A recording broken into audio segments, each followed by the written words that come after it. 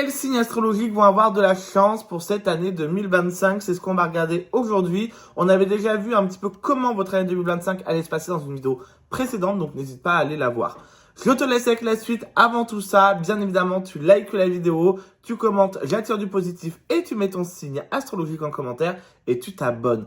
Allez, on va regarder quel signe va avoir de la chance pour cette année. Alors, nous allons commencer forcément par des cibles. Donc moi, j'ai fait les groupes, les signes de feu. Donc voilà, on va avoir forcément, sans grande surprise, nos amis Bélier, on va avoir nos amis Sagittaire et nos amis Lion, hop, qui est à l'envers, nos amis Lion. Donc on va regarder un petit peu quelle carte est sortie pour vous. Est-ce une année de chance ou pas? On est avec la carte de la Lune. Donc ce qui va être intéressant avec la carte de la Lune, c'est cet aspect un petit peu, comment dire, temps. Donc non, on n'est pas sur une énorme année de chance, on est sur une année qui s'en sort plutôt bien, on va pas se mentir, mais c'est pas dans ce cadre-là, on n'est pas dans une année de succès, de chance. Alors quand je parle d'une année de chance, je suis désolé pour ceux qui voient le côté sentimental, mais moi je vois pas que le côté sentimental. Je vois le côté professionnel, le côté familial, le côté succès, si vous avez des projets en cours. Et c'est très important dans une année, parce qu'il n'y a pas que le sentimental qui compte. Alors oui, dans le succès, bien évidemment qu'il y a le sentimental, mais pas que. Donc attention aussi à cet aspect-là. Mais en tout cas, pour mes signes de feu, ça sera pas pour tout de suite, en tout cas pas pour cette année, où vous allez avoir une chance qui va décoller le plafond. Attention quand même, il y a des petites exceptions. Les lions, on l'a vu dans la vidéo précédente, on reste quand même sur une année de assez positive, voire même un peu plus de chance. Donc pour moi, ça sera les deux là, donc Bélier et Capricorne, où ils vont avoir un petit peu moins de Sagittaire, pardon, rien à voir. Bélier et Sagittaire, où il va avoir un petit peu moins de succès, mais c'est pas catastrophique. Allez, groupe suivant. On est sur notre groupe de Terre. Donc dans la Terre, on le voit ici, nous avons nos amis Taureau, nous avons nos amis Capricorne et nous avons nos amis Vierges qui sont là. Est-ce que vous êtes sur une année de chance? On a la carte du chariot. La carte du chariot, c'est le succès assuré, c'est le succès plané. Oui, en matière générale, on est quand même sur une année assez chanceuse pour vous. D'accord? Donc, c'est extrêmement positif. Prenez-moi ces énergies-là et allez-y, foncez. On y va, on se laisse pas abattre. Pour moi, c'est une année assez quand même lucrative en termes de projets. Si vous avez des projets habitation, si vous avez des projets, par exemple, bébé, mariage, tout ce que vous voulez. Pour moi, on reste pour ces trois signes de Terre, sur une année quand même assez chanceuse. D'accord? Ça peut être dans tout.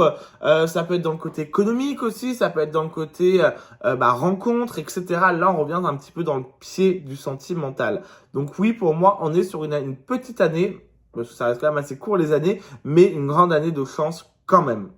Allez, on va faire un autre groupe. Prochain groupe, nos signes d'air. Donc, qu'est-ce qu'on va avoir dans nos signes d'air? Pour commencer, nous avons nos amis Verseau, nous avons nos amis Balance et nous avons nos amis forcément Gémeaux dans ce troisième groupe.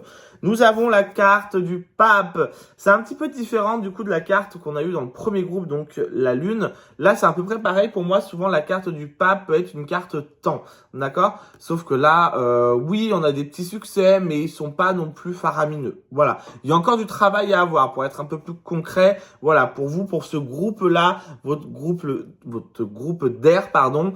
Continuez à travailler, continuez à semer des graines. On est vraiment dans une année où vous allez semer des graines pour pouvoir évoluer quand même un petit peu plus et surtout pas mal de projets éclore, je sais pas comment on dit.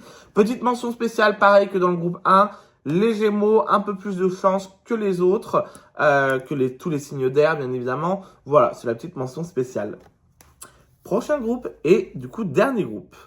Pour le dernier groupe, nous avons nos signes d'eau, les loulous, c'est les derniers. Donc, on va regarder un petit peu, sans grande surprise, les poissons, nos amis scorpions et les cancers.